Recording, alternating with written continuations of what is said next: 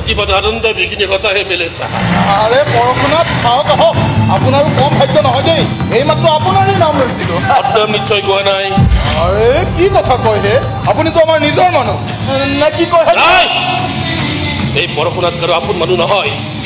মৃত্যুৰ ফেৰিবলৈ চিনি নাপায় কোন পৰ কোন আপোন। আজি নিউজ পেপাৰতে নিচু কোনে লিখিছে? মই জামাবাজি একেবাৰে পচন্দ নকৰোঁ।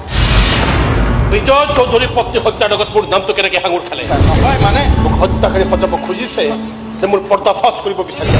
নহয় নহয় পৰশুনাথ, বদনামি কৰিব বিচাৰিছে। নহয় মানে মোক জেললৈ পঠিয়াব বিচাৰিছে। নহয় নহয়, তোৰে কথাটো অলপ বেলেগ ধৰণৰ।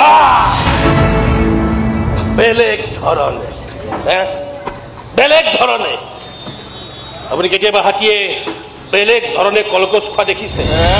দেখিছে কেনেকৈ কলগছ জোপা ভৰিৰে বেলেগ ধৰণে কচকি কচকি তাক বেলেগ ধৰণে ভক্ষণ কৰে?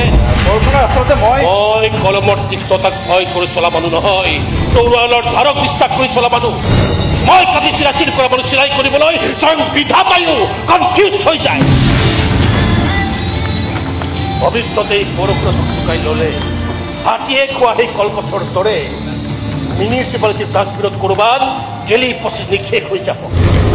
মনত ৰাখিব, মানুহ কথাটো মোৰ বাল্যকালৰ বদভ্যাস।